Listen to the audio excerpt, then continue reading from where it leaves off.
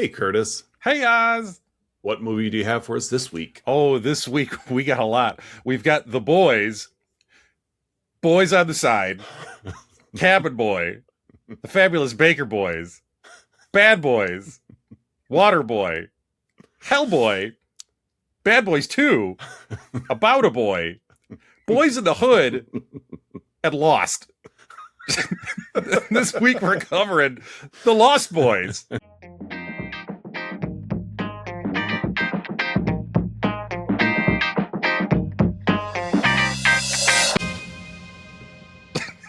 That was good. That's a good one.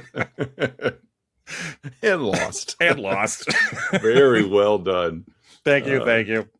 You mentioned you had another? Yes, I had the short version that I was considering going with was just The Boys and Lost. That would work too. And I did as always, put together a traditional one. I didn't tease out a punchline, but my options would have included Peter Pan. Yes. Just because, the Lost Boys, Batman and Robin, Twilight, the Dancing on the Ceiling video, License to Drive, Tiger Beat magazine, and Hell Comes to Frogtown. Okay. So, maybe a dash of Home Alone in there too. Yes, I love that too. There's a lot here to glean from. Yeah, there definitely is. I think by this point in the 80s, they figured out what the 80s are.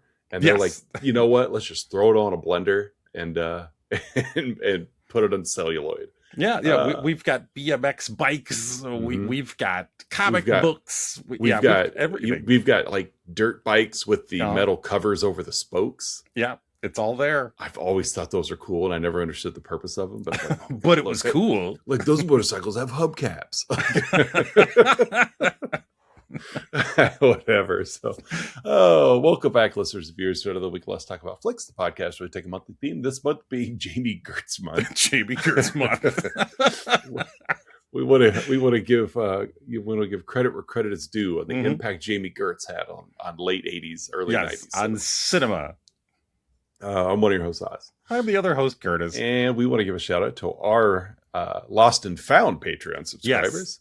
Don S., Aaron A., Mandy K., Melissa L., Colin K., Lyle M. Thank you, one and all, for your patronage.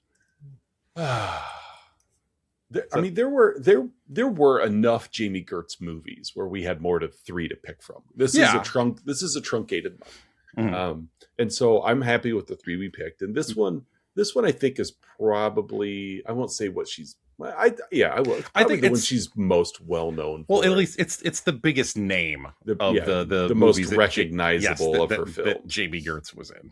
And somebody at home, I'm sure, is going like, "What about Solar Babies?" They've got the signed poster on their wall. Yeah. Again, this is probably the most socially well known. What about Solar Baby? Yeah, not in your basement circles of fandom of what about Solar Babies? There's a lot of Reddit threads on Solar Babies. On Solar Babies. But no, we're sticking with the Lost Boys. Yeah. So like, subscribe, do all that stuff. Yes. Hit the website, let's talk about flicks.com. And here we go. So Lost Boys is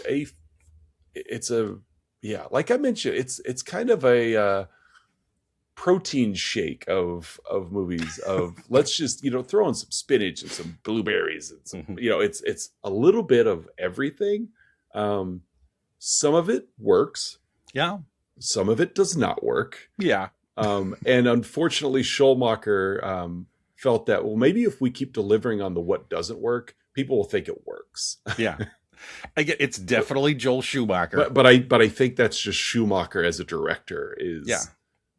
I'm going to take the weakest parts of this film and overdose on them. Well, that's Schumacher. Everything's highly stylized and cameras moving everywhere. There's quick cuts and lots of whiz bang and people getting really close to the camera and stepping out of the shadows. Yeah, exactly. Lots of contrast. And so, but again, for a late 80s movie that's already set in kind of a fantasy land of vampires, this type of film aesthetic can work. It worked enough. Well, and I think one of the reasons I enjoy this movie isn't because it's a great horror film, because it's not a great horror film.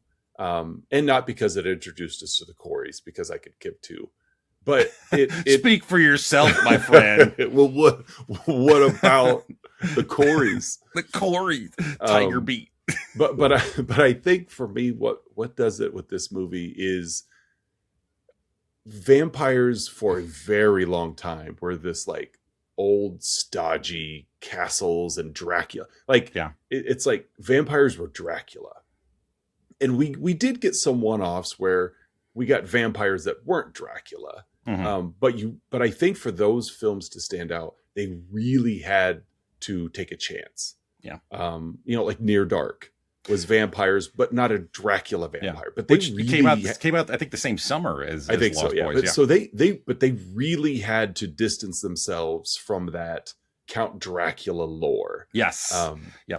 Bats and the romanticism, exactly, and gothic settings, and so I do think Lost Boys, Near Dark, films like that kind of helped contribute, where you could just make a vampire movie. Mm-hmm. Like there were still rules, but you didn't have to tie them all back to Dracula and those rules. Yeah. And so I think that's part of the reason why I like this is we kind of saw zombie movies had a little more liberty because there wasn't like a zombie. There wasn't a head zombie. Yeah. You could trace zombie movies back pretty much to like Romero's Night of the Living Dead. Patient Zero.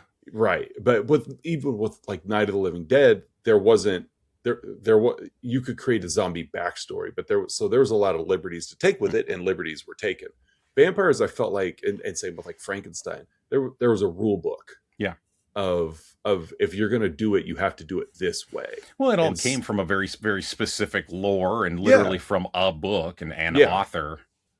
And so I like that the Lost Boys said, okay, well, we'll play in your sandbox, but we're going to, we're going to change, we're going to do the things we can do. We could change the setting. We could change the look and the vibe. Mm-hmm. And so they still played by a lot of the rules. They forgot some of them, but it is what it is. They could wear earrings, dangly ones. Yeah.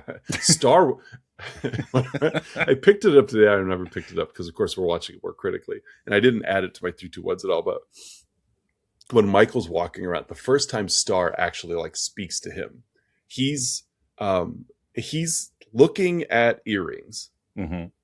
And she comes up and she goes, like, that's a ripoff. I'll pierce your ear for you.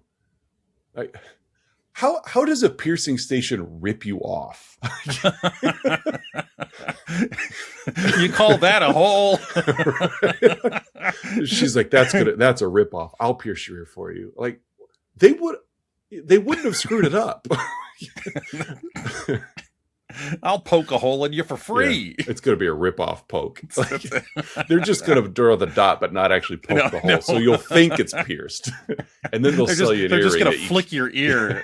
Oh, okay, it's done. They'll numb it. And then, but yeah, they'll sell you an earring, but no piercing. Like I don't, that just stuck with me as funny. Like, that's a rip-off, Michael. Let me pierce your ear. Like,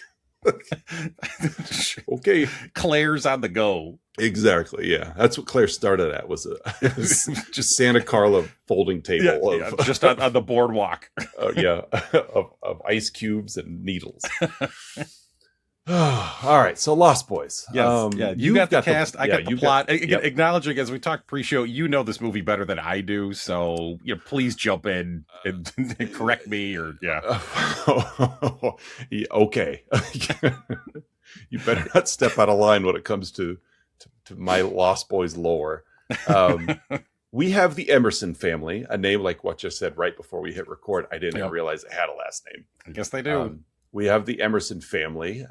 Jason Patric plays Michael Emerson. Corey Haim plays Sam Emerson. And Diane Weist plays Lucy Emerson.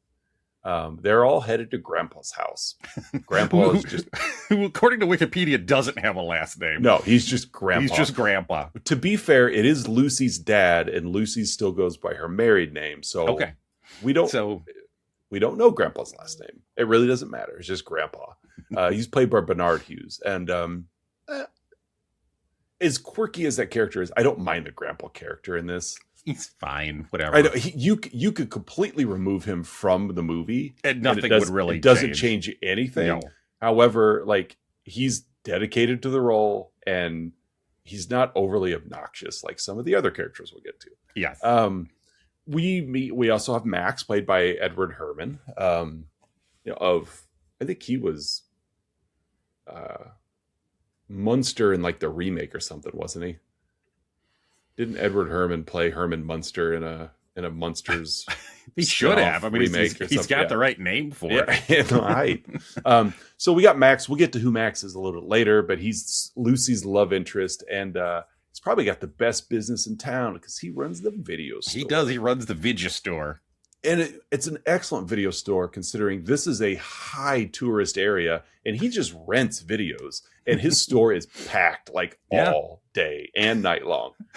I hope this isn't stealing a haul from you later. But how do you rent videos to tourists? That's where I'm getting at. Yeah, he's figured it out. And he's good at it. I mean, I don't recall ever staying at a hotel when I was younger that had a VHS player. Nope. Maybe he like the ear piercing booth. He's a ripoff. Like you rent the movie, you just have no way to play it. So then we meet the bad guys of the film. David, played by Kiefer Sutherland, and his group of the Lost Boys: Paul, Dwayne, and Marco, played by Brooke McCarter, Billy Wirth, and the Alex Winter. Yes. Bill S. Preston Esquire. That's right. We also get, as we mentioned, Jamie Gertz as Star. Mm-hmm. I almost started keeping track how many times they would say Star and David like within the same sentence, almost back-to-back words. And I'm like, is this an underlying, like, is this a Jewish film? It's a very culturally inclusive film. Yeah. You've got a very homoerotic film that's also layered with Judaism. Yeah, there's a lot there. I told you it's a blender of a film. We're gonna get it all. When I think Joel Schumacher, I think inclusivity. Right. He was in the short list of people to direct The Passion of the Christ. Joel Schumacher. It would have been blacklit. Oh God. Well, he's also very much a member of the pro nip community. Just looking at Batman and Robin. Yes, he does love nips. Yeah, oily. The oilier, the better. Oily. I think I had that as an appetizer last night. Oily nips. Oily nips. A side of gator skins. It's good to dip it in ranch. Yeah. We get Laddie, played by Chance Michael Corbett, not to be confused with Chance Michael Michaels. No, very different people from Blades of Glory.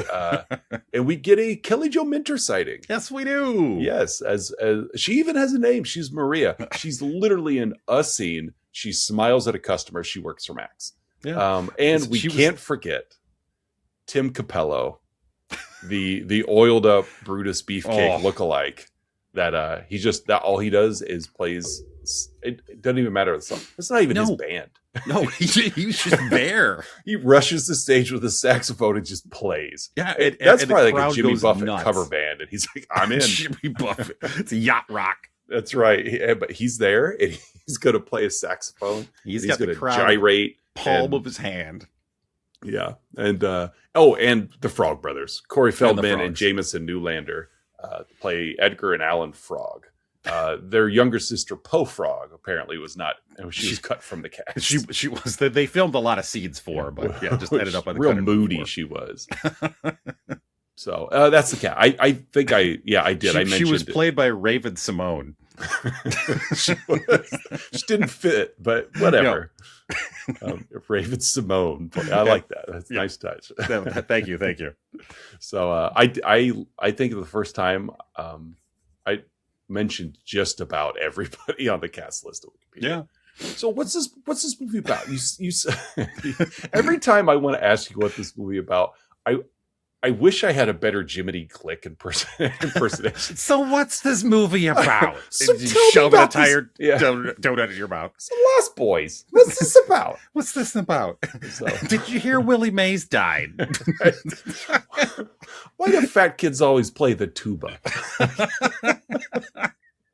I I watched that bit with Bill Hader a week ago. I love it. One of the funniest things I've ever seen. Yes. Oh, Bill Hader, who can't keep a straight face for anything, is just he's just walking into a wood chipper of comedy. Yeah, wood chipper. There's no way he could compose himself sitting in front of Martin Short, and it's like Short knows it. Like, you're my dartboard, and I'm throwing bullseyes. Nothing. Comedy pulp. That's what they call that. Well, that's what comes out of the wood chipper of comedy. Yes, that's the comedy pulp. It's comedy mulch. I think there is wood pulp. So yeah, that's true. Keeps the moisture in. Yeah. So Lost Boys. What is it about? Peter Pan. Yes, Wendy. Peter Pan. Lots of boys. Again, going back to my movie, just lots of boys in this movie, which is an odd name. They're on screen all the time. I think we found them. Yeah. Well, we open on an amusement park in a seaside town. We get kind of a like a helicopter shot of the boardwalk and the amusement park and the the lights on the roller coaster. David and crew pick a fight on a merry-go-round. Yeah. We get a helicopter shot kind of follows, like there was a cop there that was kind of like trying to keep the peace, and he had kicked David and his crew out from the boardwalk. Yeah, and then get off the carousel. Yeah.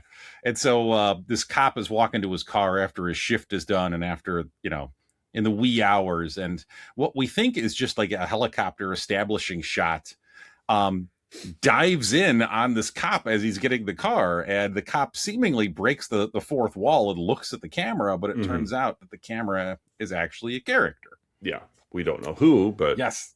And the cop is lifted off the ground and his car door is torn off. Super strength on that cop. He couldn't get the car door open, but he was strong enough to, like, his grip strength. Grip strength. He's like a 70s G.I. Joe action figure. A very good grip strength. Kung Fu grip. Yeah. He's probably got those the springs where that's what he does. Just works. To look at him, you wouldn't think he's strong, but it's all the grip. He's Bull Hurley in disguise. He actually goes to Planet Fitness just to use the grip strength machine there. He's a big hit on the boardwalk because he'll play the grip strength game. He will. Real strong. It's not even a cop. Yeah. A firm handshake on this guy. You don't want to shake hands with him. Yeah. Breaks pencils every day. Yeah. But so as he's lifted away from his car, he rips the car door off with him. Yeah. Would have been better if his arm just ripped off at the shoulder and was left dangling on the car. To be honest, probably more realistic than ripping the car door off the car. So we cut to Michael, Sam, and Mom Lucy and their husky dog Nanook driving into Santa Carla. Not Santa Clara. Santa Carla. Lucy expositions. It's been a hard year. Yeah. So she is good at expositioning. She is. It's one of those, family is in a time of transition. They're moving back in with her dad. We get a welcome to Santa Carla sign, and on the back, somebody had spray painted "Murder Capital of the World." Yeah. And we get the song. There's a pretty notorious soundtrack to this movie. It's solid soundtrack for it's 80s. It's all late 80s music, but it's solid. We get the famous Echo and the Buddymen cover of "People Are Strange," the Doors song playing. A lot of Jim Morrison references. Yeah, poster later we see on the wall. A lot of posters in this movie. Yeah.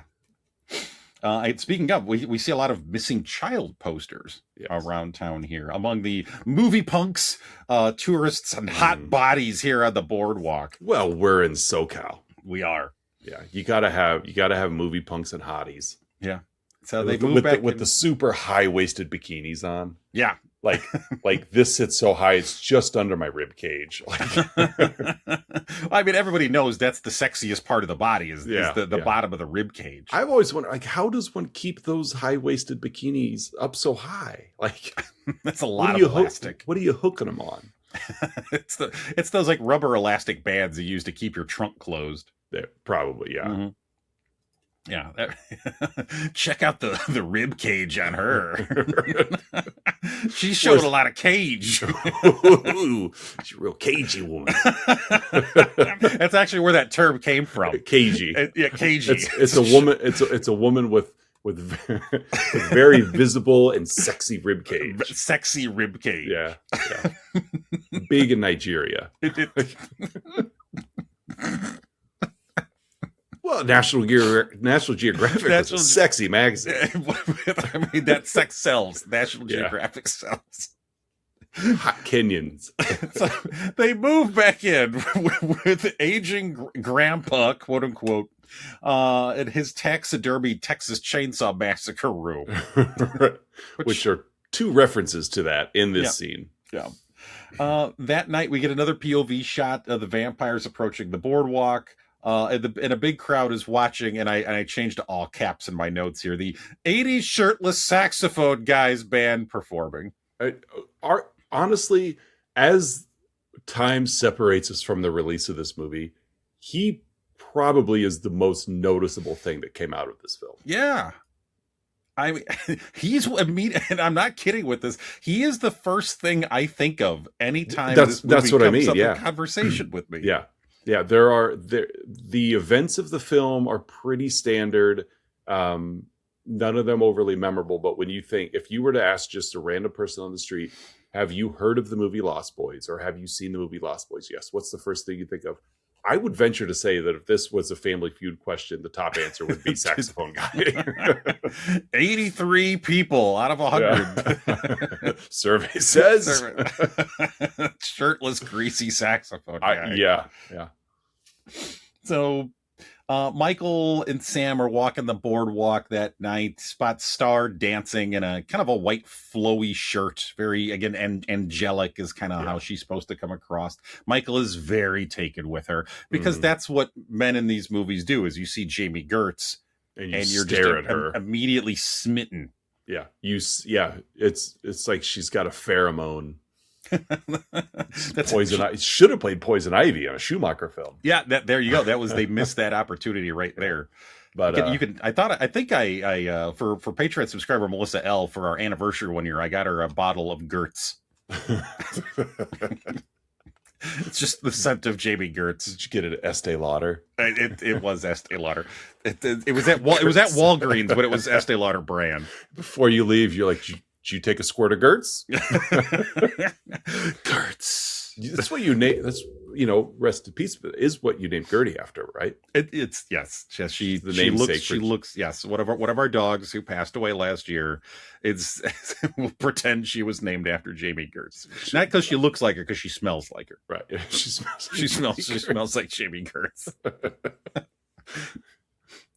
This is all because you wouldn't come on the show, Jamie Gertz. Take that, Jamie Gertz. We didn't ask you because you're worth too much, but still. Oh, I own the Atlanta Hawks. I'm too good for a podcast. Yeah. Again, we didn't ask you, but we're going to take shots anyway. Yeah, but we're going to do it anyway. Out of love. Because we're the victims here. Yeah, that's right. It's America. So in a video store, Max offers Lucy a job. Lucy is also kind of patrol of the boardwalk. She needs a job, Oz. Yeah. And Max's dog snarls at David and his gang as he kind of shoos them away. In a comic book store, also on the boardwalk there, we meet Edgar and Alan Frog. They give Sam a copy of Vampires Everywhere comic book. This could save your life. Yeah, you better read it. Yeah. Poor Feldman hit 3 puberties, by the way. By the time multiple, I'll say it anyways. Multiple pubes, which is not what you think it is. That is the word. That is the process of going into puberty. He's tripubic. Yeah. Wasn't that one of the eras that the dinosaurs lived in? It's like the tripubic era. Jurassic. That's what we discovered. They actually were covered in small hairs. The tripubic era. Yeah, that's when we established that they were covered in hair and feather. That's science. Yeah, that's when they started sprouting hair. I don't know if this episode is going to be able to air, but that's okay. It's all right. We're fine. It'll be fine. We always dabble somewhere between PG and PG-13, so that's true. I cover this in health class. That's true. This is an educational podcast, folks. The tripubic era. Michael and Sam see Star get on a motorcycle with David and his gang. We get pasty another David. Yeah. For living in Southern California, he didn't get a lot of sun, David. No, he doesn't. Yeah. We see a couple in like a car, like they're making out in a car on like the stereotypical cliff, and another POV attack there too. As they've ripped the hood off this car. Yeah. Yeah. With what? They kept the security guard around. They turned him, flew him in. They just tore his arm off and they used his grip string. That's it. Turn it into one of those like grip extenders where you know like older people you have squeeze to the pick, thing to pick something up. Yeah. just use security guard's use right his arm.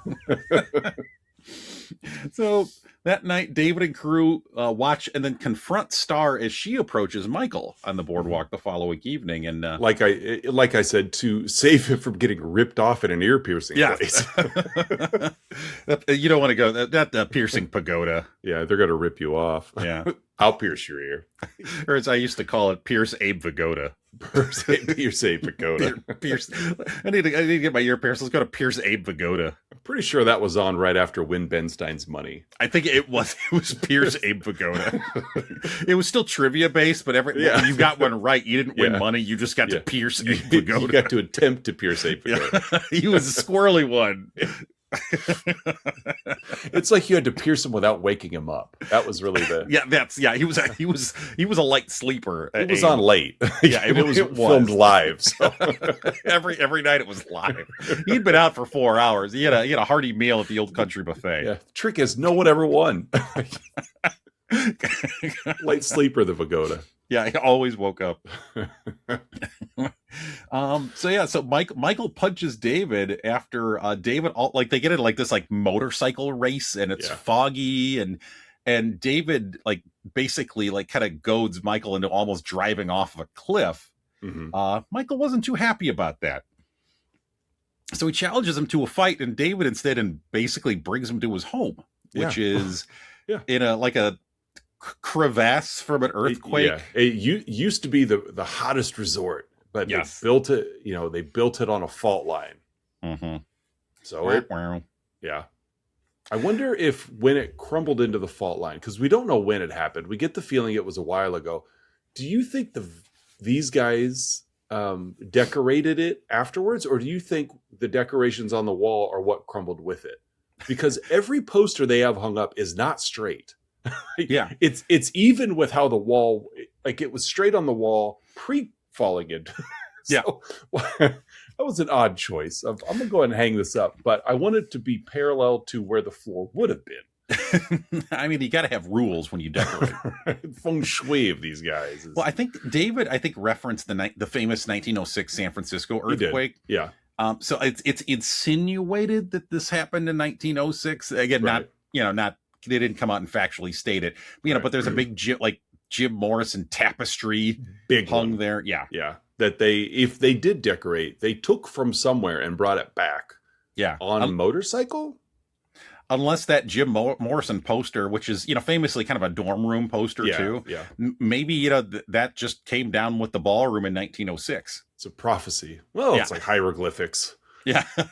It wasn't a poster. It was actually carved into the wall. Cave drawings. Yeah. The prophecy of Morrison. It's the Lizard King. He has returned. He is. We get another kind of famous scene from this movie here is they order Chinese food because why not? And they're hungry. Yeah. And Dave and Michael's, using chopsticks, and he's eating the food, and David says, "Hey, how's your maggots?" Yeah. Are your maggots, Michael? And Michael looks down, and the whole thing is full of maggots. Yeah. And then they basically do the same thing with noodles and worms. Yeah. And they just all laugh. It was a stitch. How's your worms, Michael? You want some worms? Don't eat those, David. They're worms. Just kidding. They're noodles. They're noodles. And or are they? And it went on for half an hour. Yeah. Oldest trick in the book. Have a crab rangoon, Michael. It's real crab. Right. Do you want some Szechuan chicken? How about really red pork on a stick? Sweet and sour pork, Michael. The other guys are just sitting there with their head in their hand. They're so bored. Nodding off. Laddie falls asleep. It just sits back and forth. Michael's like gained 100 pounds. Packet of soy sauce. Michael.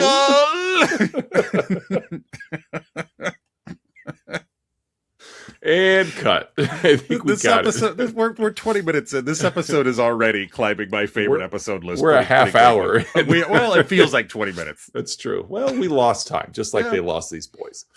So, anyways, they offer Michael to join them, and they give him a big wine bottle that he drinks from, and Star said it's blood, it's David's blood. Right. They then take him to an old bridge. Yeah, he drinks it, by the way. Yes, because again, it's the George W. Fool me once, shame on you. Fool me twice, can't be fooled again. So when it comes around to the wine, he's like, "It's blood, Michael." He's like, "Whatever, Star. You can't trick me 3 times." Gulp. I voted for W. Right. That's what he said right before he drank it. I know how he thinks. Yeah. The original cut of this film is 7 hours long. It was very long. A lot of ad-libbing about the future. It was. I mean, there was that. There was the Jim Morrison hieroglyphics. There's a lot. There was the 45-minute entire Chinese menu back and forth. Hot stickers, Michael. How's your number 117, Michael? What an egg roll, Michael. It's made of real roll. Almond cookie, Michael.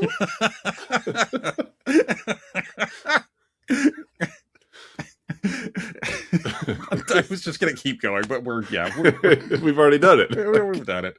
So they do the bit where they dangle off a bridge. Yeah. So David and his crew, they like, it looks like they're stepping off this bridge, and it's just fog below. You can't see. You hear I think you hear a train horn. Well, yeah, but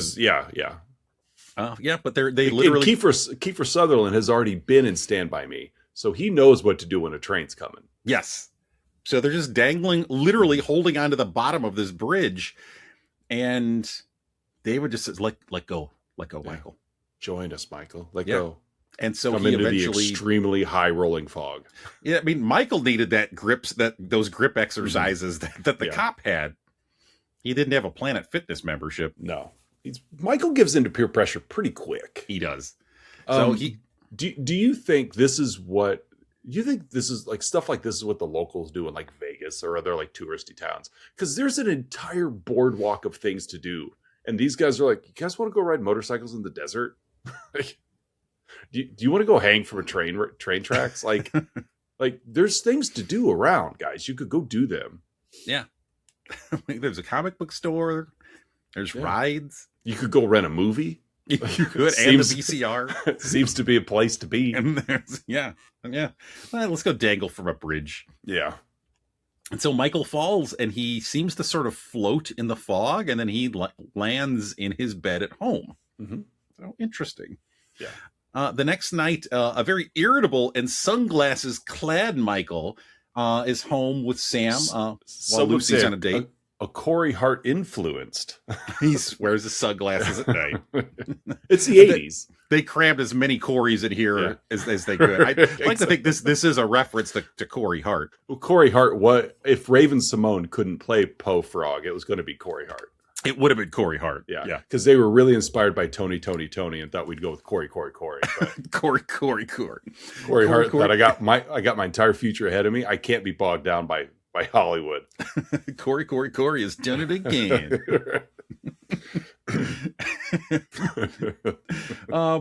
They hear some motorcycles pull up, the wind blows. Nanook and Michael hears David call to him. Yeah. Nanook then attacks Michael. Yes. Yeah. I'm just picturing like he hears David calling to him again, like beef and broccoli, Michael. That's literally what I was going to say a moment ago when I decided to end the bit. Right. Beef and broccoli, Michael. Pecan chicken, Michael. Michael. Corey Haim, just Corey Haiming. Oh my God, Michael! Someone's outside. So Nanook attacks Michael. Yeah. Michael is kind of struggling with hunger pains, and his brother is taking a bath. Yeah. And he's kind of like stalking his way up, and Nanook picks up on it and literally attacks Michael. Like jumps at him, like because Michael comes into the bathroom and he's got that look in his eyes. Yeah. Sam's under the water, so he doesn't see it. And Nanook, we get a triple take of Nanook snarling at him before. Apparently, the stairs to down, like the staircase, is directly across the hall from the bathroom door. Because Nanook jumps out and tackles Michael. They go down the entire flight of stairs. Yeah. Because Michael had tried, because he's hungry, so I'm going to go guzzle some milk, which Ron Burgundy knows that's a bad choice. That was a bad choice. Another prophecy. Yeah, and gets sick because, he's going through some changes. But yeah, this is when he comes to presumably go after Sam, which we get the zoom in close up, so we know Schumacher's serious about this. Yeah, that's when Schumacher is serious. Sam notices that Michael's reflection is is off, and he's figured it out. You're a GD vampire. Wait till I tell Mom. Yeah, wait till Mom finds out. You're dead. Well, yeah, like he's a vampire. Sam ends up calling the Frog Brothers, who tell him, just stake Michael. Just stake him. Just kill him. You'll feel better. Just kill your brother. Yeah. Lucy calls Sam and sees a panicked Michael floating outside. So yeah, he's definitely a vampire. Yeah, he's little Salem's Lot here of let me in. Yeah. So Lucy, it's like she rushes away from her date with Max to go home and check on him. Michael then goes to David's lair to look for David, and instead has sex with Star. Well, as you do. Yeah. You get Jamie Gertz alone in the 80s. That's, again, Michael's preface. That's what he wants. But the moment he saw her, he's just staring at her, and he's probably like, if I could find myself in an underground hotel with that woman. Yeah, and it looked like a Prince music video. There's a lot of like white fluffy everywhere, one of those where did it take you guys, how long did it take you to light all the candles before you decided to get together? Let's really set the mood. One stiff breeze just kills the mood there. Well, moving on. Adjectives. After Max's dog Thorn viciously attacks Lucy, Sam goes to the frogs, say there's vampire activity in town. We're aware of it. There's ghouls and werewolves occupy high positions at City Hall. So the frogs sound a little odd themselves. Yes. And again, they tell Sam, just kill Michael, just kill your brother. You'll feel better. Yeah. Sam's research says Michael can be saved if they kill the head vampire, and they speculate that it's Max. Right, because there's only one other adult man we've seen in this entire movie. The whole town. Yeah. That's why he's so prominent. Max is actually, he only dates Lucy's on Tuesdays. That's why he hired Kelly Jo Minter to man the store, so that he could go on dates every night. Yeah, every night while she's in summer school. Yeah.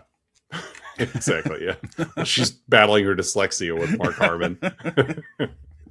This movie also took place in SoCal, so yeah, and also I think summer school. I think was also 87. I believe so. So yeah, I do think that Lost Boys and same universe. No wonder he's trying to get out to Hawaii as quickly as possible to get away from. He didn't want this. So Max is invited over for dinner. He shows up and says he needs the head of the house, Michael, to invite him in. Yeah, Michael meets him at the door. Well, Michael's on his way out, and Max is at the door. So it was just kind of a coincidental. And he's like, as man of the house, you invite me in. And, of course, Michael's like, yeah, come on in.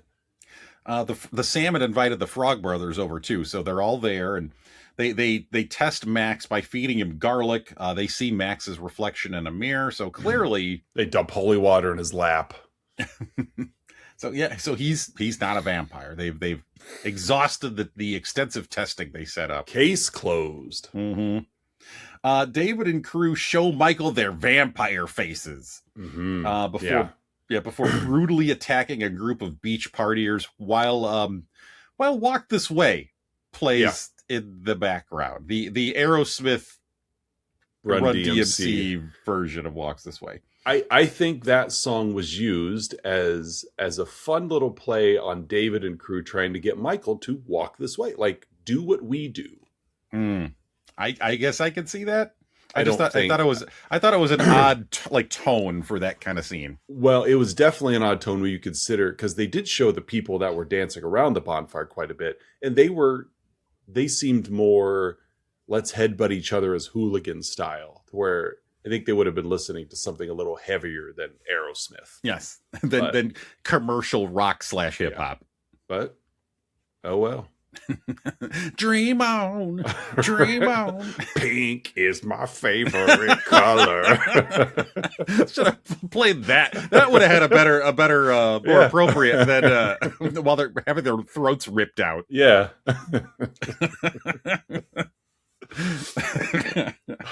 So Michael refuses to join in. Refuses to drink human blood. He does vamp out though. He does, yes. Yeah. So you see like his fangs and like the facial effects that they did, the prosthetics and all that. Yep. So Star follows David home, confirms that he drank David's blood. David was supposed to be Star's first kill, so she's also been turned. Yeah, because she's originally talking to him from the window. Yeah. And then Michael turns around and Sam's at the window, and then we get like this. It is an often used like sound effect whooshing when the vampires are doing any kind of movement. And so they did that, which granted, I don't want to save on special effects of having to let us watch them move around. But when we hear this whooshing, they do it enough in the movie that we know that something vampiric is going on movement wise. Next thing you know, she's in the room standing next to Sam. And that's when we all realize, oh, she's a vampire too. Mm-hmm. Yep, she's got power. She's a vamp too. Yeah, she tells Michael, "You were supposed to be my first. Like when you came to the underground hotel lair, I was supposed to." Which doesn't make any sense because Michael was already a vampire. Yeah. So you can't vamp on a vamp. But anyway, yeah, that's one thing I did. I didn't put it in my 3-2-1s, but they everybody else that was a vampire in this movie we saw in a vampire face mode, except Star. Like we're not gonna. True. She's also the only female vampire. She was the beauty of the movie. We're not gonna physically change her appearance. Yeah. Again, all the other guys look lady enough that we'll go ahead and change them. Again, it's Schumacher. Yeah. Again, so neither she nor Michael are fully turned though. No, they're not, because they haven't feasted. Yeah. Yes, they have not. They have not consumed human blood. So the frogs, Sam, Michael go to David's lair a little later, and they find Star and the young boy laddie there, who also has been bitten but not yet fully turned. And we've seen him on the back of a milk carton is missing. So it's like, there's our lost boy. Yeah. So Michael gets Star and laddie out. Excuse me. While the others stake and kill Bill S. Preston Esquire, as David and his crew are hanging from the ceiling of their cave lair during the day. So after Alex Winter's character is killed, the other three vampires are awoken, and the humans and the not quite turned vampires narrowly escape. Yeah, they're able to get David close enough to the entrance of their kind of cave lair, that his arm gets singed by the sun, and so they're able to escape.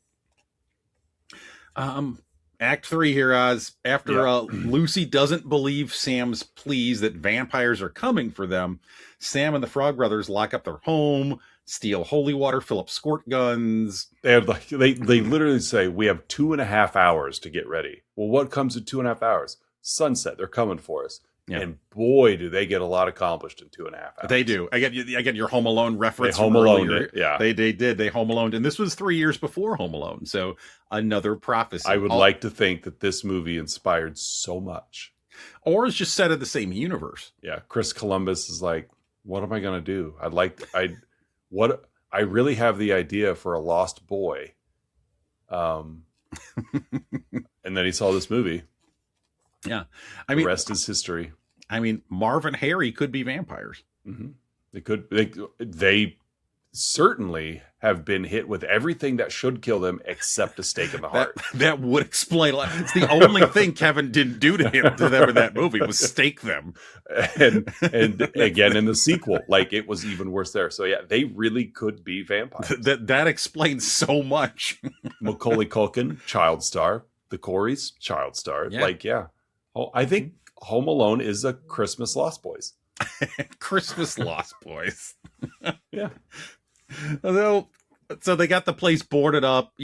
Nightfall hits. One of the non-David vampires. I never got all their names down. It doesn't matter. It flies in through the chimney, and eventually Nanook knocks this vampire into a bathtub that has holy water in it. Yeah. I'm guessing that holy water doesn't have to be concentrated because they came into the church and because there's church service every night in Santa Clara because you've got tourists.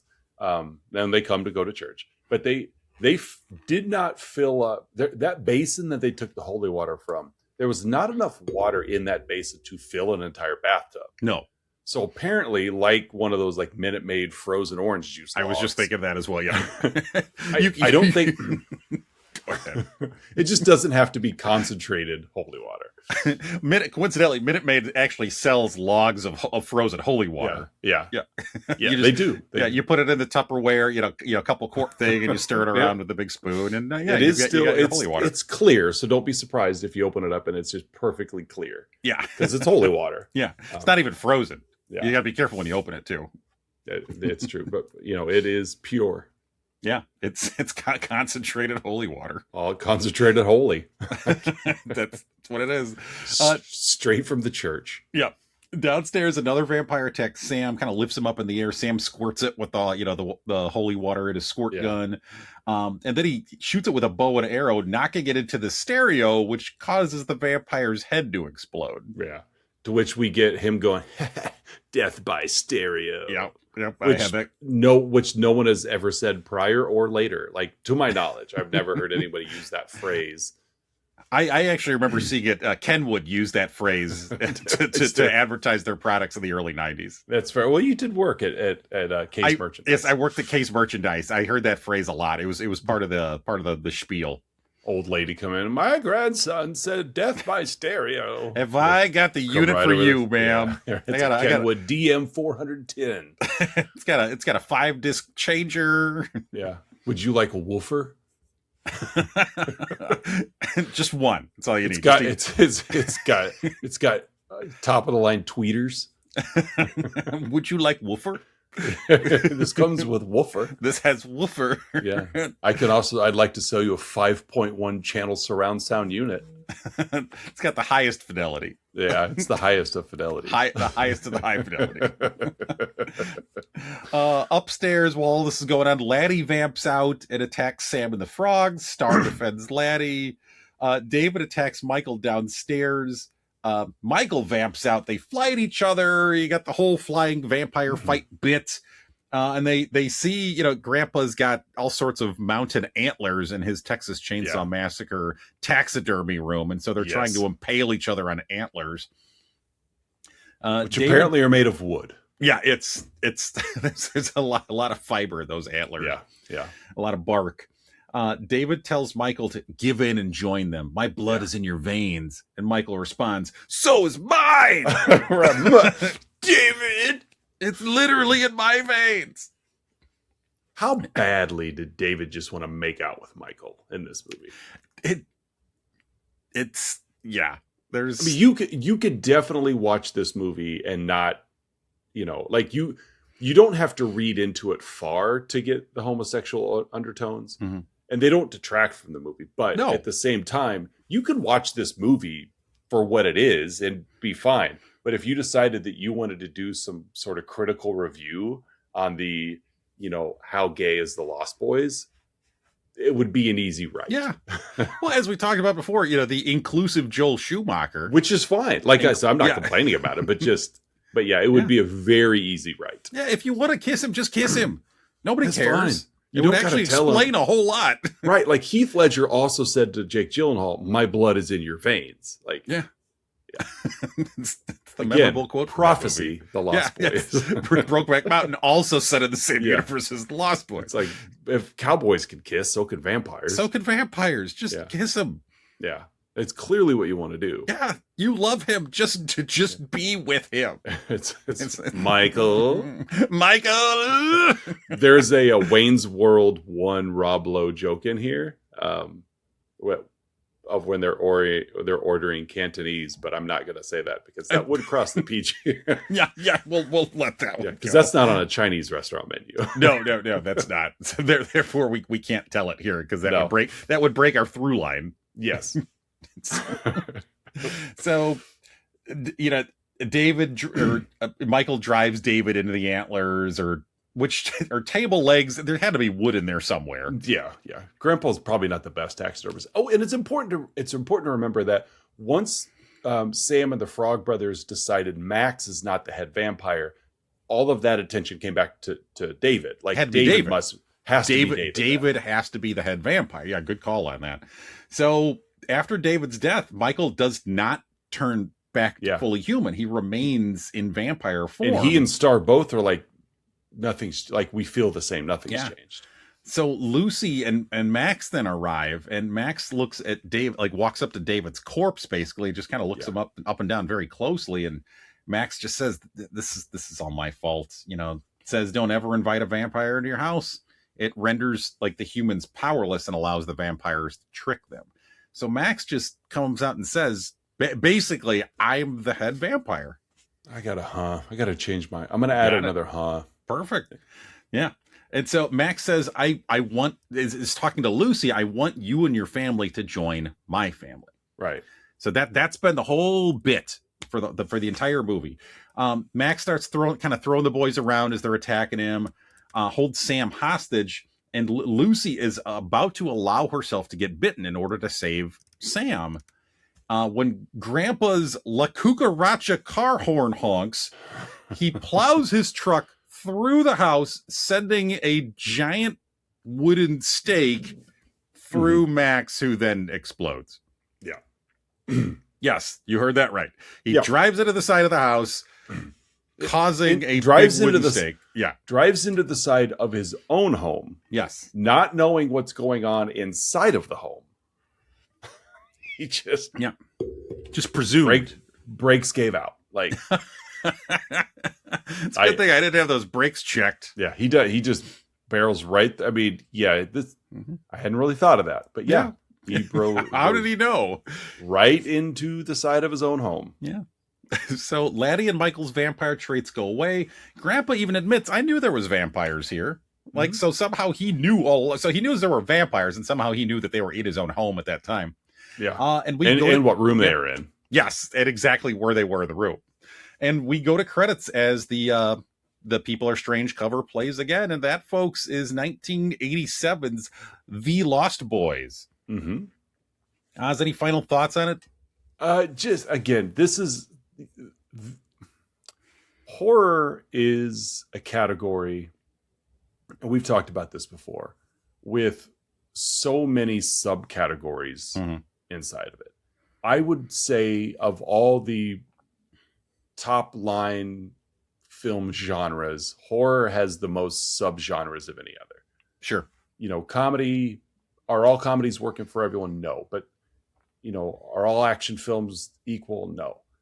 Horror is, aside from just what type of horror it is, whether it's giant monster or atomic or ghost or whatever, you also have scary and not scary. Mm-hmm. And I have this conversation quite a bit with kids, including my own kids, that in their mind, today, I feel like a lot of today's young film goers and young film aficionados that watch horror film, they contribute scary to startled. Yeah. I have to be startled by a film.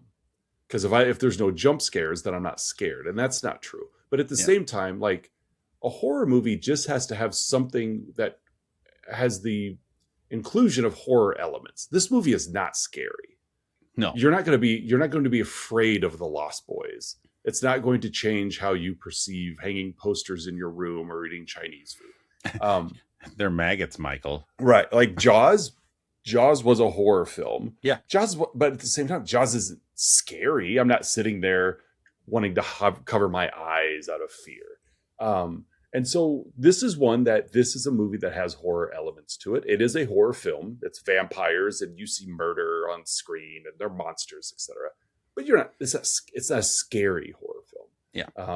No one's going to be like, this is way worse than Hereditary or The Shining or, Evil Dead or Blair Witch Project. No. So that's kind of what I want to leave with is it's a fun horror film. Yeah. You don't got to think a whole lot. You go in, you enjoy the ride because again, it's Schumacher. It's very surface level. You're not, aside from the potential homoeroticism, which in the late 80s probably was not intended. Yeah. I mean, look at Top Gun. Look at Top Gun. Look at Motley Crue and Poison. Yeah.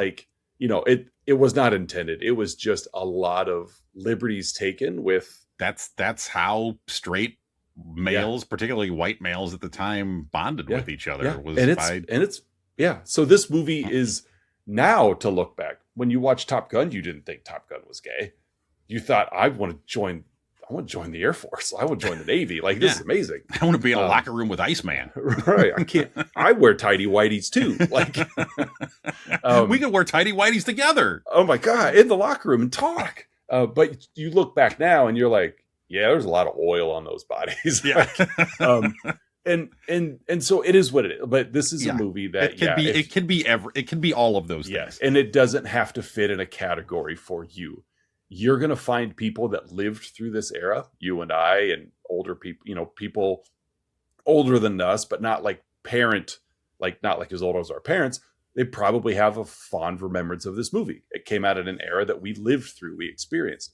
If I were to show this movie to, high school or young college age students today, they would probably think it's pretty stupid because it's definitely a time capsule of what that era was. Mm-hmm. So give it a shot. It's a fun movie. I'm not going to say it's a great movie because it's not, but it's fun. Don't think too hard about it. No. There's really not a lot to think about. But if you're looking for a non-Castle Dracula based vampire movie, it's fun. Yeah. Looking at it on Wikipedia, I didn't realize it was $8.5 million budget, $32.5 million box office. That's pretty low for the legs that this movie has. Yeah. Yeah. This movie has a following. Yeah. And I would go that it's larger than a cult following. Yeah. You got Richard Donner produced, this came from big name people. Yeah. Donner, Schumacher. I mean, the Coreys weren't anything yet. But Kiefer Sutherland was, Jamie Gertz was at that time, Diane Weist was, it's like, this is, I think it's bigger than a cult classic. Yeah, I would agree. So folks, every week Oz and I give our own unique rating to the film we've been yapping about, in this case, The Lost Boys. Oz, how would you rate this flick? 72 TV guides. 72 TV guides. There's a silly bit earlier in the movie where the boys, Michael and Sam, are complaining because Grandpa doesn't have a TV, and then Grandpa says each week the TV guide is going to show up. Right. Do not rip the address label off the front. You're going to rip the cover, and I don't like that. So then Sam gets excited because, as he says earlier, you know what, Michael? If there's no TV, that means there's no MTV. Because again, it's the late 80s. That's the 80s. That's what matters, especially to kids. And so Sam gets excited. Grandpa, you have a TV? Oh, well, why do you have a TV guide? Well, why do you need a TV if you have the TV guide? So that's the basis for my rating. 72 TV guides. What is your rating? I'm going to kind of go with one on the fly here. I'm going to go with 24 Abe Vigodas. Let's see if I can find Abe Vigoda as a vampire.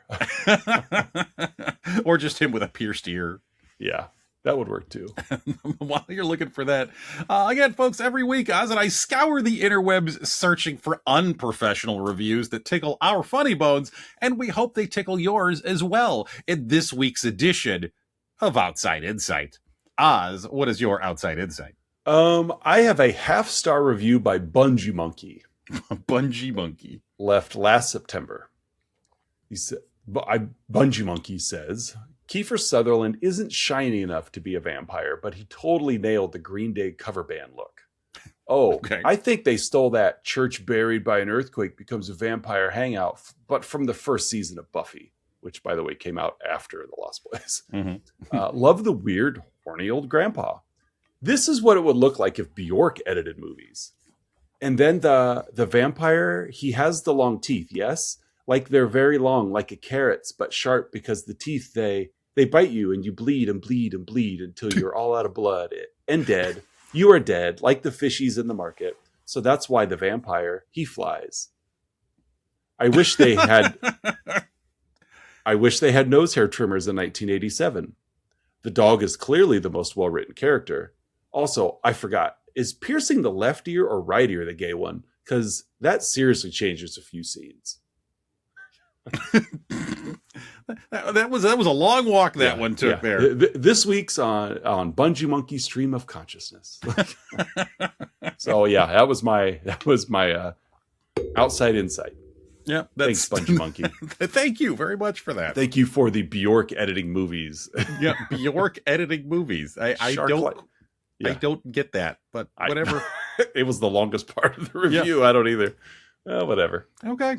What's your outside insight? I got two I'm going to share, both from the Internet Movie Database, as always, and both 1 out of 10s. Okay. The first one is from February 2007, brought to us by Scroby280, with the subject line, "This movie sucks." And I'm not talking about blood either. I tried watching this horrendous 80s vampire flick the other day. I only got about 30 minutes into it, and for sure, it put me right to sleep. I woke up a few hours later with my mind in a daze, wondering if I should try watching it again. My advice: stores should remove all forms of sleeping pills from shelves and replace them with copies of The Lost Boys. It would be a whole lot more effective without any side effects. Plus, it's non-habit forming. Something tells me that that could actually happen in RFK Jr.'s Department of Health and Human Services. Yeah. It'll be an Onion cover here soon, in which he'll read it and be like, "That's a good idea. I'll watch The Lost Boys." I would like to hear RFK Jr. try to impersonate Jimmy Stewart.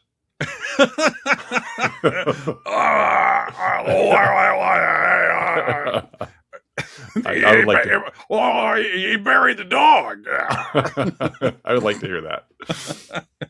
The other 1 out of 10 is from Pamiu in a bunch of numbers, left in March 2024 with the subject line, "Not that bad, ripe for remake." This piece of turd has some of the worst dialogue this side of the Twilight Saga. Is it a 1-star movie? No, it's more like 4 or 5. There are some cool things going on, mostly that hot sax player. But my wife absolutely hated the fact that this hot garbage crap of a movie was rated over 7 and threatened to create an account to rate it at 1 star, to bring the rating closer to reality. So I'm saving her the trouble. Oh, well. So rated it a 1. Guy. Yeah, it's rated a 1. It's more like a 4 or 5, but was mad because it's over a 7. Yeah. So if the overall average of a 7 plus my single rating of a 1, combine them, it averages to a 4. Logic. Yes. Math and logic. Yes. Highly principled reviewer there. All right, folks, it's that point in the show you've all been waiting for. The Let's Talk About Flicks signature segment, the 3, 2, 1, in which Oz and I each share 3 goods, 2 bads, and 1 about this week's movie, The Lost Boys. Oz, what are your 3 goods? I really enjoyed the family dynamic between Sam, Michael, and Mom. Yes, I would agree with that. Michael and Sam got along just fine. Yeah. I love they played brothers well, poking at each other, messing with each other, but they clearly loved each other. And I like the family dynamic of those 3. I've never been a big Corey Haim acting fan. No, sorry. But when he is in scenes with Jason Patric or in scenes with Diane Weist, those two elevate him enough. Sure, I could buy that. To where he handles being in a scene with someone, like he handles that youngest brother, youngest son dynamic pretty well. So that's my first good. I like the family dynamics. 2, and we've kind of joked about it. I like how they shove in every 80s aesthetic possible. Yeah. And to be fair, a lot of 80s movies in this era did that. Yeah. That's what Schumacher is. That's just what he does. Yeah. One of my possible goods was just this movie tries so hard. It does. And that's very similar to your feedback there about every 80s reference. And honestly, on the story it's trying to sell, it delivers. Mm-hmm. Like it's a very basic vampire story. It's got enough originality on, murder capital of the world, etc. But it does try really hard. But they do pack in TV Guide references, MTV references. Yeah. Dirt bikes in the sand that we saw in Karate Kid. Like there's a lot of it there that you never really saw outside of the 80s. Yeah. Unless they're trying to make an 80s era movie in 2004 or whatever. So that's my second good. And my third good is Bright Lights in the Woods. When they're on that, especially on the motorcycle, like, come with me, Michael. And, I can't beat your bike. You don't got to beat me. Just keep up. And as they're driving through the forests of Santa Carla, California, into the desert of Santa Carla, California, and the tundra of Santa Carla, California, the savannah of Santa Carla, exactly, right? We get a lot of high-powered backlights, high-powered side lights, in an era where none of it makes sense. That's not the moon. You do establish that there is a lighthouse, but the lighthouse is below shore to where you're not seeing it over the cliff. So anyway, but Bright Lights in the Woods. I was like, it's they did it in near dark, a lot of powerful backlit. It's cool. But it's just scientifically not realistic. Yeah, that's okay. So those are my 3 goods. What do you got? I love them all. I had so many goods, bads, and possibilities for this movie, just because this movie's so all over the place. Yeah, it is. I'm going to throw a backup, so the one that didn't make the cut was just hunky Jason Patric. Mm-hmm. Yeah. Damian Miller's son, by the way. Damian Miller was Father Karras in the Exorcist movie. Yeah. Okay. Interesting. Yeah, Jason Patric is his son. Interesting. Okay. Did not know that. All right. Well, that's the last one that didn't make the cut. So my 3 actual goods are, I got to start with the obvious one, the shirtless, greasy 80 saxophone guy. Mm-hmm. Like I left him for you. Yeah, we can't have a series of goods without that guy. He looks like Brutus the Barber Beefcake. He's just like you don't want to put him near an open flame because he'll just go up. No, in a puff of smoke. Yeah, some use suntan lotion. He just uses like oil. Yeah, he just dumps some 10W30 all over himself. Canola. It's cheaper. He just goes down to a Jiffy Lube and just takes the excess, the old oil, and just dumps it out himself. Would I do 10W30 or 10W15 for this? You probably want a synthetic at this point. Just grab a Valvoline synthetic at this point. You get good mileage out of it. Yeah. It's Quaker State. Models. It's a Quaker State. Got that Quaker State tan. He's done. You're using Quaker State, aren't you? I know that look. Like, the guy just owns the stage, and like, just as a performer, like, man, the guy knows what he's doing, and he just wails into that saxophone, and he's gyrating, and he's it's so stupid, but it's so awesome. So yeah, shirtless, greasy 80s saxophone guy. My second good is the helicopter POV at the beginning. I love how it looks and feels like, it's like the beginning of Lethal Weapon, where it's just an establishing shot that's clearly from a helicopter. You mean Richard Donner's Lethal Weapon? Yes, Richard Donner's Lethal Weapon. Yeah.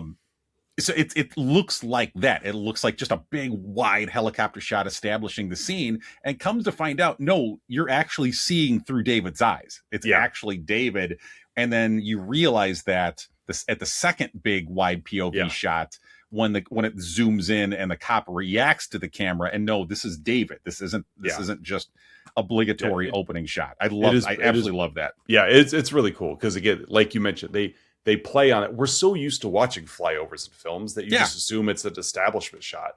Yeah. And so no, it's a character whose eyes you're seeing through. You just don't know that yet. Yeah. Yeah, I just love, like, the cop looks at it and then panics, and as a viewer, you're like, oh, wait a second. Like, yeah. Mm-hmm. So I absolutely love that. That's my second good. And my third good is just Sam at the comic book store picked up a Spider-Man comic. Good for you, Sam. Yeah. Good reading. You. Yep. And he knows his comics. Like, granted, it's all in the script, but he's like, he's putting the Frog Brothers to task for it. He is, yeah. He's keeping them on their frog toes. So those are my three goods. Oz, what are your two bads? A little bit more about Jason Patric, not in my bads, but his dad is Jason Miller, who played Father Karras, and his mother's father, so his maternal grandfather, is Jackie Gleason. Really? Yeah. So I need to do more learning about Jason Patric. Yeah. Obviously, his name is John Miller, but he goes by Jason Patric, probably to step out of the spotlight of his Academy, or his Pulitzer Prize winning father, and Jackie Gleason is his grandpa. It's a little bit of, I get, not in the same vein, but it's like Jason Patric. He's got acting chops. He clearly can hold his own. Same with like a Sean Astin. If you didn't know anything about Sean Astin, but then you look into his family and you're like, oh, have I been saying Jason? Yeah, Jason Patric. I get Jason Patric and Jason Isaac mixed up for a second in my head. Yeah, no, Jason Patric. Yeah, but it's like you look at Sean Astin and then you look at his lineage and you're like, well, of course he's in Hollywood. Yeah, like his mom's Debbie Reynolds and his, one of his fathers is, John Astin, and it's like, of course he is, but he's fine. Like, so I'd much rather see that than Sofia Coppola in front of the camera. Yeah, agreed. Stay behind it. So my two bads. I understand there's a lot of flexibility, and I know I started the show with saying that Lost Boys is an opportunity to not take the Dracula playbook, etc. Yeah. But one of my big problems with Twilight is taking too much liberty with vampire tropes, and this movie didn't do it as bad. But it's like, Max is the head vampire. He eats garlic. He has a reflection. These like, Michael did not need to, he didn't have to be bitten to be turned. So just a few of those, ignoring those basic vampire tropes. I'm searching for bads a little bit. Cause again, it's simple and plain. It's pretty hollow. Yeah. Yeah. You don't want to be too nitpicky about it, cause it's going to sink. But yeah, just ignoring some of those vampire tropes. I'll come back to another one here in a minute. And then two is, I think, too much attempted humor in this movie. Sure. And that's strictly from the Coreys and the other guy, the other frog brother. This movie was the first time you saw both Coreys together. Mm-hmm. This is not a Coreys movie by any means. It's a movie with Coreys. Just like Punch Drunk Love is not an Adam Sandler movie. Yeah. Uncut Gems is not an Adam Sandler movie. But there was just too much attempted humor. Grandpa was fine, like, because he was in spurts. He didn't subtract anything by being gone. He didn't really add anything by being there. But he was a quirky character. But like, Sam is a child, and he is facing. He's afraid of the closet door being open. Like, he has his mom close the closet door because he's afraid of it being open. Mm-hmm. Yet when he's face to face with vampires that are trying to kill him, he's quippy and funny, and it's just too much attempted humor. Yeah. But then again, the Coreys are kind of a one-trick pony. I'll give Corey Feldman a little more credit. He had a much more established and successful child acting career. I'm not just going to say because of Friday the 13th Part 4, which was like the best of the series, but like Stand By Me and the Voice Burbs, of Donatello, the Voice of Donatello, the Burbs. It's just like, yeah, he definitely was a better actor than Haim. Yeah. But in this one, they both were. It was just too much in a horror film. So those are my two bads. Okay. What do you got? Like them. For my two bads, my first one is Laddie is completely unnecessary. Yeah, pointless as character. Yeah, it's like they don't even introduce him until I think like over halfway through the movie, and it's like, oh, and there's also this boy here too, and he's also was Homer. He was Homer in Near Dark. Yeah, yeah, like, just young boy trapped. We don't get any personality out of it. But what's the point? Other than did he even have any lines? Like no, he once he vamped out, he kind of growled. That literally was it. It gave somebody for Star to defend. Yeah, that's really it. That's it. He didn't kill anybody. He was just on the back of a motorcycle or carried around. Yeah. So just why Laddie, I guess, is my first bad. And my second bad is one of my goods was Sam picking up a Spider-Man comic. My bad is he passed up the X-Men comics in this comic book shop. He did. I mean, this was mid 80s. This is right in the middle of the Claremont run. Mark Silvestri was probably doing the penciling at that point. Like, come on, you're not passing up mid 80s uncanny X-Men. So I agree. That's my second bad. I think clearly Sam is more of a DC guy though, because he knew a lot about the Superman. He did. Once they pivoted away from Marvel to DC, and again, I'm not anti-DC as I think I've said before. I only have enough time in my personal life right now to follow one publishing line. Yeah, but I get you. But yeah, passing up the X-Men was you don't pass up Claremont X-Men. No, so you should know better, Sam. And on top of the opportunity to drop Blade in there, and you didn't. Yeah, they could have leaned more into like the monster side of Marvel, right there in front of you. Yeah, Werewolf by Night, Moon Knight, Blade. Yeah, even Doctor Strange leans into that sometimes. Yeah. So those are my bads. Oz, what's your huh? All right, I changed my huh as we got to Act 3. If vampires are not allowed in the house unless they're invited, then how did David and his crew get in the house at the end and keep their powers? Well done. Because Max himself, you're the man of the house. May I come in? And once he was in, and when Lucy came home with Max, she invited him in. But David and crew infiltrated the house. Well, do the rules apply to Star? Because she got in through the window. I agree. So there's several opportunities, and I'll give Star a little bit of a leniency because she hasn't fully turned. Because even when they exit the vampire lair and David's hand crosses into the sunlight and catches on fire, at that time Laddie, Star, and Michael are all asleep in the car uncovered in broad daylight and not burning up. So I'll give a little bit of leniency there because she's still partial there. Sure. I'll also give Michael leniency because he lives there. But it's when David and crew come in at the end, because my original was which we've run with. My original was why did they reduce the names of the Chinese food to just rice and noodles? But we ran with that one, so I changed it to.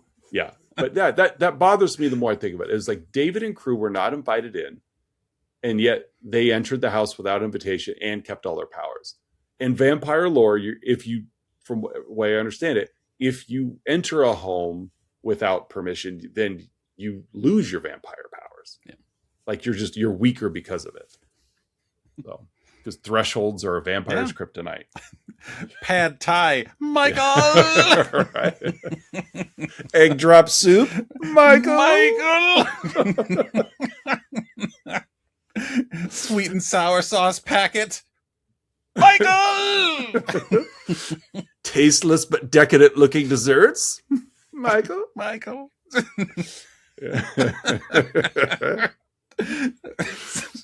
Oh, I love this episode. So that's my what do you got? I got a couple backups I'm gonna throw in here as well. If the vampires can fly everywhere, like what's the point of the motorcycles? Like, do they just like the thrill of riding motorcycles? I don't know. Yeah, that's a good one. Yeah. If a vampire dies in your bathtub full of holy water, like, and then it causes your pipes to explode, like I don't know, maybe I don't know, like, is there somehow like a plumbing connection to that? Or I don't know. Probably. Yeah. Probably had I a don't non-union think plumber out there. Yeah, I don't think Roto-Rooter is going to want that. It's just, you use more Drano. I know insurance won't cover it. Yeah, no, they won't. It's not in the plan. No. So my real haunt though are just Grandpa uses Windex as an aftershave, mm-hmm. and that was like a line in the movie. Like, just hand me some of that Windex. Yeah. I mean, do people like the smell of ammonia? The Widow Johnson has low standards. Low. She just knows that Grandpa stuffs animals. And thank you for the clarity. Yeah. That's all that matters. I'm the Widow Johnson, and I need some taxidermy.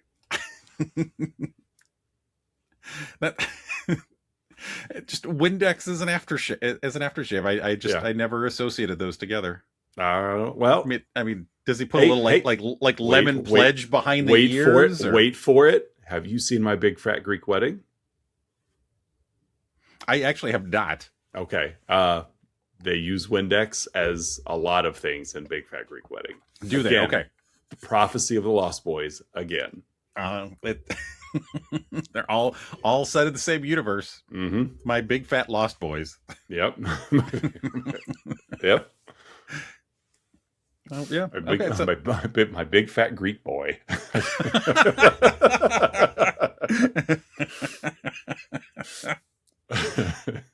Oh, this was a fun episode. It was a fun episode. Lost yeah. Boys. Yeah. We've got one more week of Jamie Gertz. Jamie Gertz month. Movie I've never seen. For the closer I've seen it. I've seen it a couple times, but it's going to feel like a new movie. I've read the book too. I've read Bret Easton Ellen's novel.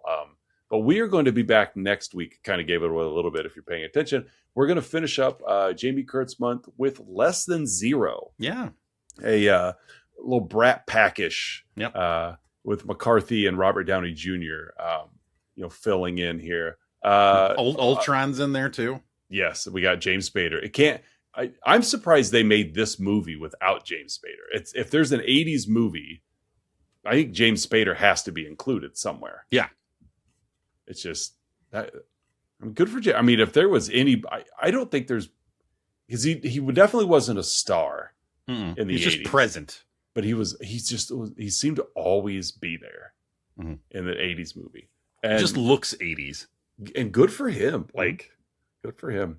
But no, this is a very, very, very yuppie film here. Less Than Zero. It's again not a huge cast. Really, it's about 3 people. Yeah. And it's fine. It's same year, 1987. Yeah.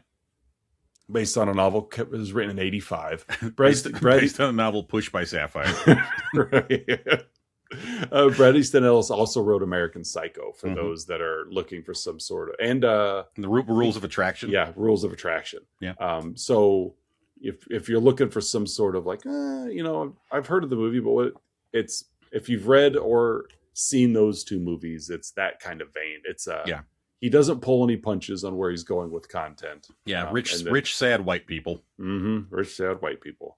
And so Less Than Zero is what we're gonna watch next week to wrap up Jamie Gertz month and announce our May theme, because it is April 18th as of this recording. Oh, I'm so excited for May. I'm so excited to announce it. I just want to say it out loud. I actually forget what it is. Oh, yes.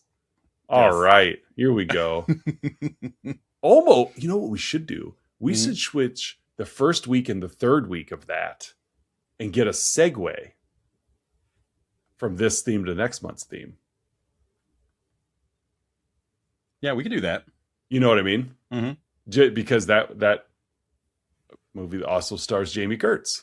There you go. It would be a nice segue. So I would feel like we almost get a fourth hybrid transition. There you go. Yeah, do it. Yeah. So for another episode of Let's Talk About Flicks, social media wise, I forgot you could catch us online. That's where we are. Yes, we exist. We exist in the internet ether. Yeah. So to find us on social media, just go online. It's just anywhere. You're not going to find us social media at your library. No. or at the grocery store, but you'll find us on the internet. You will. And the internets, we're there. Yeah. So Facebook and Instagram, YouTube, wherever you guys socially media. Wherever you media, social. But most of all, just go to the website. Yeah, let's talk about Flix.com.